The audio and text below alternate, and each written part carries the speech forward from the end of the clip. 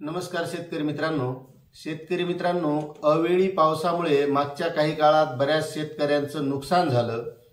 म्हणजे अतिवृष्टी झाली, अवेळी पाऊस आला, ज्यावेळेस गरज नाही अशा वेळेस पाऊस आला, शेतामध्ये पिकं उभी होती आणि अशा शेती पिकांच्या नुकसानीसाठी शासनाने शेतकऱ्यांना मदत जाहीर केलेली आहे आणि त्या संबंधीचा शासन निर्णय सुद्धा निर्गमित झालेला आहे। आता ही मदत कोणत्या जिल्ह्यांसाठी आहे, किती मदत आहे, ही सविस्तर माहिती आपण आजच्या व्हिडिओच्या माध्यमातून घेणार आहोत। आणि पुन्हा मित्रांनो, अशी मदत ही याच जिल्ह्यासाठी नसून अशी बऱ्याच जिल्ह्यांसाठी जाहीर झाली आहे आणि त्या संबंधीची वेगवेगळ्या व्हिडिओच्या माध्यमातून आपण माहिती देण्याचा प्रयत्न करत आहोत। काही माहिती अगोदर टाकलेली आहे व्हिडिओ आणि आता काही पुन्हा पुढे टाकणार आहोत। तर मित्रांनो, तुम्ही जर चॅनलवर नवीन असाल तर चॅनलला सबस्क्राइब करून घ्या, लाईक करा आणि इतरही शेतकरी मित्रांना शेअर करा।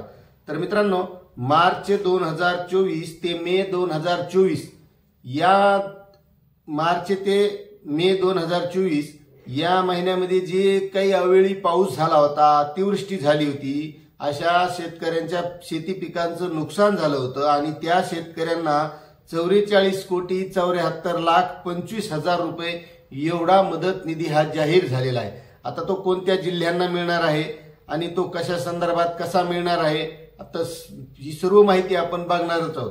पण मित्रांनो, हा सर्व जो काही निधी आहे या जिल्ह्यांना मिळणार हा महाडीबीटी म्हणजे डीबीटी द्वारे शेतकऱ्यांच्या खात्यात डायरेक्ट येणार आहे। आता त्यावेळेस ज्या शेतकऱ्यांचा सर्वे झालेला आहे, जे नुकसान झालेले आहे, त्याचे पंचनामे झाले आहेत, अशा सर्व शेतकऱ्यांना हा मदत निधी मिळणार आहे। आता त्यामध्ये कोणकोणते जिल्हे आहेत तर मित्रांनो, मार्च 2024 ते मे 2024 या कालावधीमध्ये शेती पिकांच्या नुकसानीकरिता वितरित करावयाचा निधी असा आहे। चंद्रपूर जिल्ह्यामध्ये जे नुकसान झालं होतं मार्च 2024 मध्ये, यामध्ये बाधित क्षेत्र होतं 578.17 हेक्टर। येथील शेतकऱ्यांची संख्या होती 845 आणि या चंद्रपूर जिल्ह्यासाठी मार्च महिन्यासाठी 78.68 लक्ष रुपये निधी हा जाहीर झालेला आहे। त्यानंतर पुन्हा चंद्रपूर जिल्ह्यासाठीच आहे। मे 2024 मध्ये जो अतिवृष्टी अवेळी पाऊस झाला होता त्यामध्ये 713.01 एवढं क्षेत्र या शेतकऱ्यांचं बाधित झालं होतं। त्यामध्ये 1181 शेतकरी होते आणि त्यांना निधी मिळाला आहे 192.66 लक्ष रुपये। त्यानंतर मित्रांनो, पुणे जिल्ह्यामध्ये मे 2024 मध्ये जे अवेळी पाऊस झाला होता यामध्ये बाधित क्षेत्र होतं 890.39 हेक्टर आणि शेतकरी होते 2009। यांना मदत निधी मिळालेला आहे 308.24 लक्ष।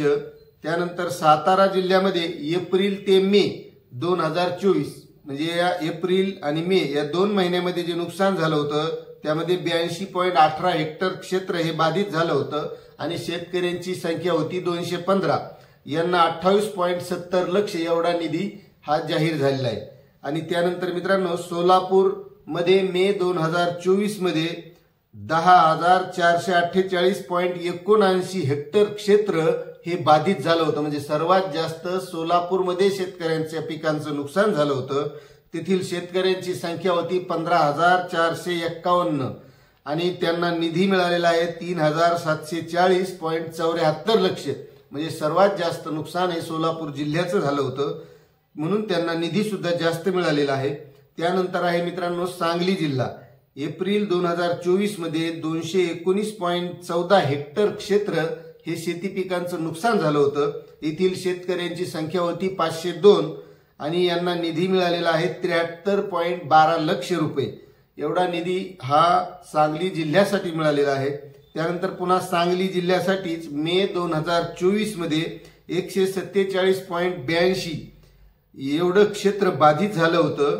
यामध्ये शेतकऱ्यांची संख्या होती 441 आणि 52.11 लक्ष एवढा निधी या शेतकऱ्यांना मदत म्हणून मिळणार आहे। आता मित्रांनो, हा कधी मिळेल जाहीर झालेला आहे, पण कधी मिळेल काय आता ते पुढे कळेल। जशी माहिती येईल तसं आपल्याला देण्याचा प्रयत्न करू आणि हे डीबीटी द्वारे म्हणजे जे शेतकऱ्यांचा आधार लिंक खातं आहे अशा खात्यामध्येच हा निधी येणार आहे। त्यामुळे मित्रांनो, आपण जर या चॅनलवर नवीन असाल तर चॅनलला सबस्क्राइब करून घ्या आणि आपल्याला ही माहिती कशी वाटली नक्कीच कमेंट करून कळवा। भेटूया अशात नवीन माहितीसह नवीन व्हिडिओमध्ये। तोपर्यंत जय हिंद, जय महाराष्ट्र, जय किसान।